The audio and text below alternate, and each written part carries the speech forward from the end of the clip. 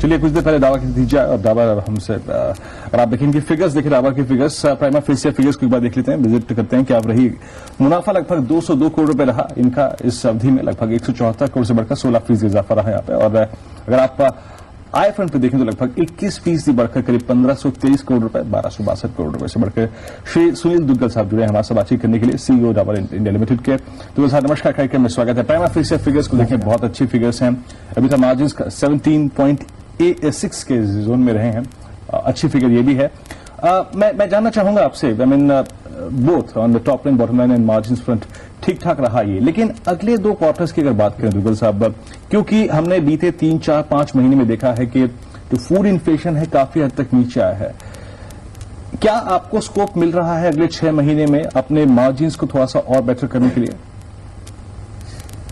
मेरे ख्याल में मार्जिन्स इसी लेवल पर मेंटेन होंगे, थोड़ा सा इंप्रूवमेंट का गुंजाइश है, बहुत ज्यादा इंप्रूवमेंट का नहीं, क्योंकि इन्फ्लेशन अभी भी डबल डिजिट्स में चल रही है और रुपी भी जो बीच में स्ट्रेंथन हुआ था फिर वीकन हो गया है, तो इन्फ्लेशन का जो ओवरऑल आउटलुक है and impact on material cost वो बहुत अच्छा नहीं है। तो इसी लेवल पर या इससे थोड़ा सा बढ़ोतरी करने में अगर हमें सक्सेस मिले we will be quite happy.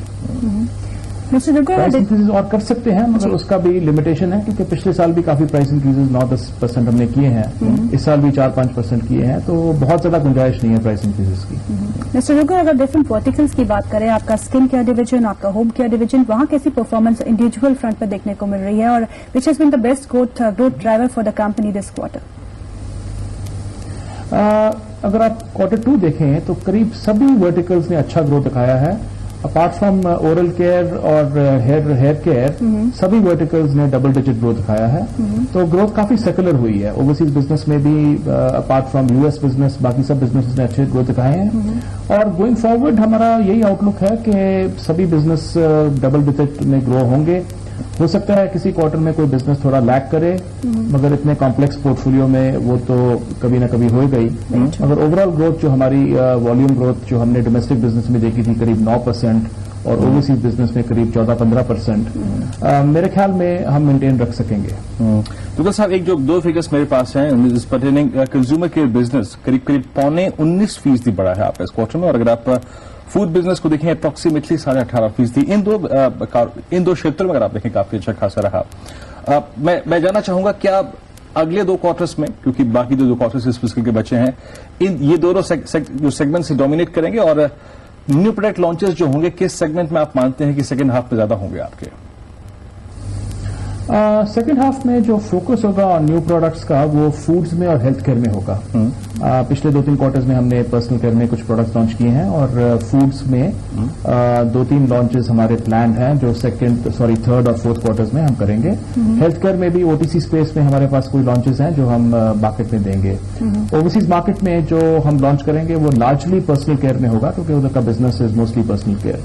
तो जो एक्टिविटी होगी न्यू प्रोडक्ट लॉन्चेस में वो काफी ज्यादा होगी, काफी इंटेंस होगी और पिछले साल के हिसाब से हम काफी ज्यादा नए प्रोडक्ट्स लॉन्च करेंगे और एडवर्टाइजमेंट भी उसी हिसाब से ज्यादा हमारी बढ़ेगी, क्योंकि नए प्रोडक्ट्स बहुत ज्यादा खर्चा होता है एडवर्टाइजमेंट मनी का। Mister Duggal, Dabur has been known for its inorganic strategies और ये माना जा रहा है, जैसे आपने कहा कि हेल्थ केयर में आप नए प्रोडक्ट्स लॉन्च करेंगे और ये जो बस मार्केट में घूम रहा है इस समय कि डाबर जल्द ही हेल्थ केयर सेगमेंट में कुछ एक्विजिशन अनाउंस कर सकती है, कितनी सच्चाई है इसमें? अगर आपकी बातचीत चल रही है तो कब तक फॉर्मल अनाउंसमेंट आ सकती है? जो हमारा हेल्थ केयर इनिशिएटिव है वो लार्जली डोमेस्टिक फोकस्ड है, ओवरसीज में हम कुछ हेल्थ केयर एक्विजिशन नहीं हम एक्सप्लोर कर रहे और डोमेस्टिक में हमारा हमेशा इच्छा होती है कि अच्छे प्रोस्पेक्ट्स को आइडेंटिफाई करें और डिस्कशन करें, अगर डील हो जाए तो बहुत ही अच्छा है।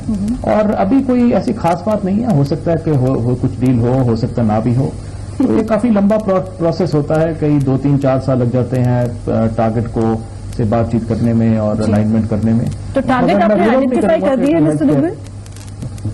आइडेंटिफाई तो हमेशा हमने की होती है, मगर बात है कि डील को सक्सीड करना उसमें काफी लंबा प्रोसेस होता है और कई महीने कई साल डिस्कशन लग जाते हैं। तो इस वक्त भी हमारे पास कुछ प्रोस्पेक्ट्स हैं जिनके साथ हमारा बातचीत चल रही है, बट बहुत अर्ली स्टेजेस में है। तो मैं नहीं एक्सपेक्ट करूंगा कि इस साल कोई हमें सक्सेस मिले, मगर हमारी चेष्टा पूरी होगी और कभी न कभी तो हेल्थ केयर अपॉर्चुनिटीज हमें दिखाई देंगी इंडिया मार्केट में। मिस्टर दुग्गल, आखिरी प्रश्न आपसे, जैसे कि आपने कुछ देर पहले मेरे जवाब में कहा था कि प्राइस हाइक लास्ट 6-7 महीने में काफी हो चुके हैं। अगले 6 महीने में माइट भी, अगर आप एक रूम आपको ये मिल रहा है कि आपका एटलीस्ट फूड इन्फ्लेशन स्टेबल हो गया विद नेगेटिव बायस, और दूसरी तरफ प्राइस हाइक की पॉसिबिलिटी, उस चीज को देखते हुए कितने प्राइस हाइक की पॉसिबिलिटी, कितने बेसिस पॉइंट की प्राइस हाइक की पॉसिबिलिटी आप देखते हैं अगले 6 महीने में? कि इस क्वार्टर के बाद हम और प्राइस इंक्रीजेस ना लें, मगर हो सकता है कि कई प्रोडक्ट्स में इन्फ्लेशन वापस आए, कई एरियाज में जिसमें हमारे पास मार्जिन प्रेशर हो जी। और हमारे पास कोई ऑप्शन ना हो प्राइस इंक्रीज लेने का। जो हमारा कंस्ट्रक्ट है, अगर 15% का हम ग्रोथ दिखाएं डोमेस्टिक बिजनेस में, तो करीब 10% वॉल्यूम और 5% प्राइस होना चाहिए। अगर प्राइस इंक्रीज बहुत ज्यादा हो तो कई बार वो वॉल्यूम को डिप्रेस करता है और डिमांड को डिस्ट्रॉय करता है, which is not healthy for business. तो हम कोशिश यही करेंगे कि 2/3 वॉल्यूम 1/3 प्राइस इस ट्रेजेक्ट्री में हम डोमेस्टिक बिजनेस को फॉलो करें जी। और उसके लिए हमें और प्राइस इंक्रीज की शायद जरूरत ना पड़े। मार्जिनल इधर उधर प्राइस इंक्रीज हो सकते हैं, मगर लार्जली हमें वॉल्यूम के ऊपर फोकस करना पड़ेगा। और उसके लिए हम 2 चीजें कर रहे हैं, एक तो हम डिस्ट्रीब्यूशन एक्सपेंशन जो हमने काफी किया है खासकर रूरल एरियाज में, और दूसरा higher level of investment in advertising and promotion, जो आपने देखा ही है कि हमारा A2S रेशियोज जो है वो काफी ऊपर हो गए हैं पिछले साल के मुकाबले में, और यही रेशियोज हम आगे भी मेंटेन करेंगे।